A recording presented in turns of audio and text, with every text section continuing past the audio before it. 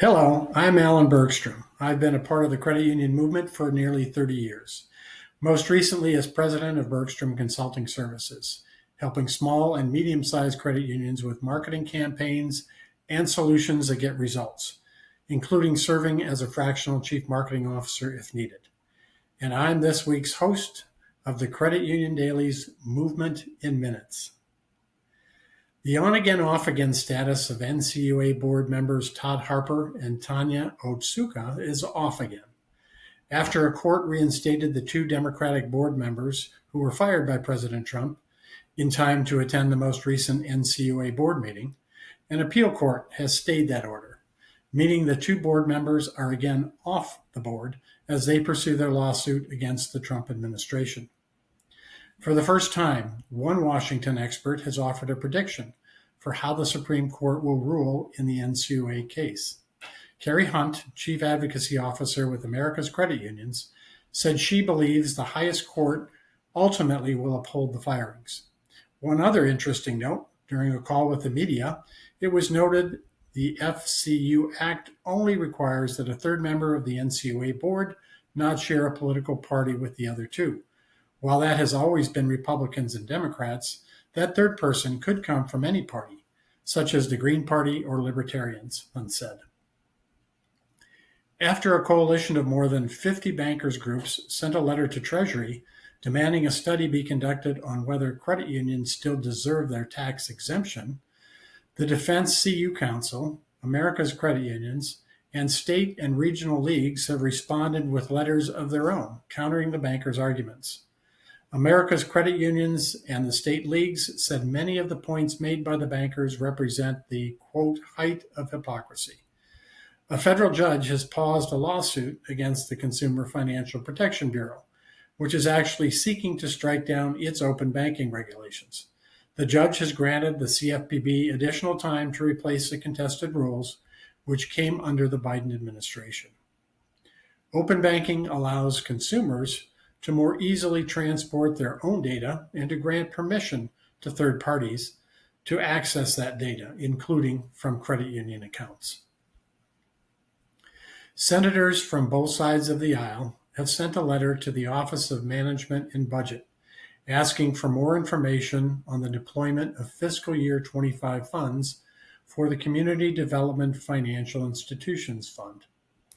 Congress appropriated $324 million for the CDFI fund in fiscal year 25, but to date, no awards have been made from the fund yet this year.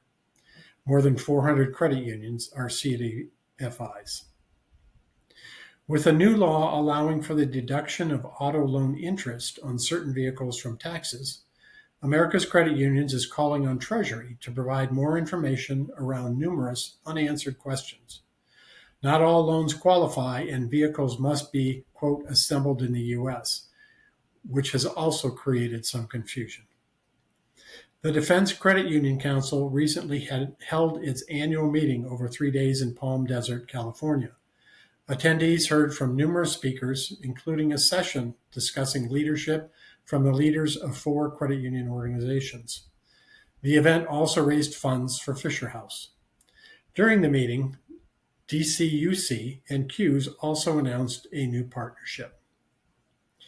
Mississippi-based Hope Credit Union continues to expand. It plans to merge in Atlanta-based First Choice Credit Union, which it is already operating.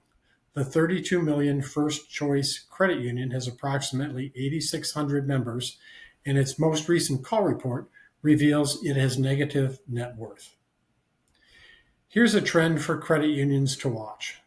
During 2024, a record 4.8% of workers in 401k plans took a hardship distribution for financial emergencies, up from a pre-pandemic average of about 2%, according to new analysis from the Vanguard Group.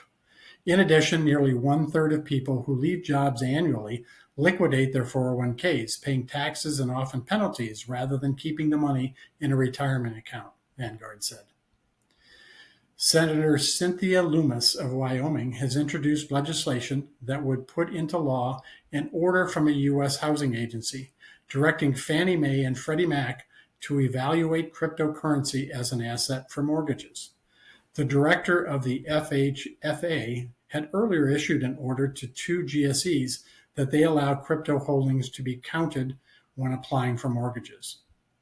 In the lead up to Labor Day, America's Credit Union Museum is calling on credit union leaders, members, and supporters to join a labor of love, a day of giving, on August 27th to honor the everyday people who built the credit union movement from the ground up. The museum plans to also introduce a new permanent exhibit, Woven in History, a Tapestry of Unsung Heroes. That exhibit will open in September. With 1/3 of its rules up for annual review, America's Credit Unions is urging the NCUA to consider regulatory burden and to incorporate credit union feedback in future reviews. And it wants field of membership rules at the top of the agency's list this year. Seeking in part to hang on to deposits, Ocala Community Credit Union in Florida said it has partnered with Investify to launch a crypto trading solution through its online banking platform. The 49.4 million OCCU said the partnership comes as it is seeking to boost its digital footprint with a variety of services for its members. It noted it has seen deposit outflows going to purchase crypto.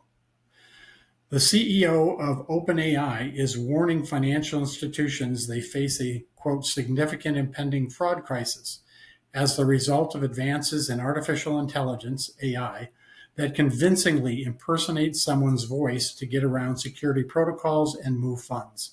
Sam Altman said voice print technology is no longer an effective form of authentication.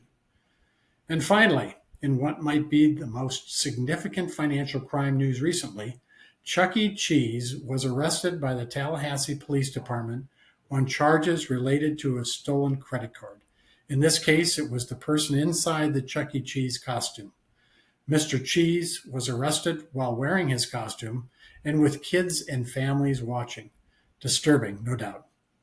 I'm Alan Bergstrom, and this has been The Movement in Minutes. Thank you for watching.